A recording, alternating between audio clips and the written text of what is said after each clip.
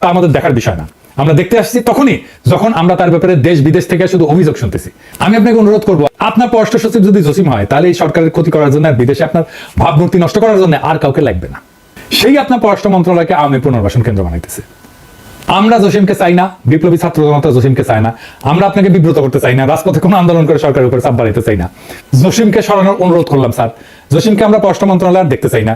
জসিমের বিষয়ে খোঁজ খবর নেন, ওর আইনের কাছে সুপর্দ করেন, ওর কাজের মোটিভ অনুসন্ধান করেন। আমরা আপনার আর আপনার নেতৃত্বে উপদেষ্টা পরিষদের সাথে আছি। আমরা জনগণকে সাথে নিয়ে জসিমের মতো গুপ্ত দালাল খুঁজে বের করবো, অনুসন্ধান চালায় যাব, জনতার বিজয় হবেই।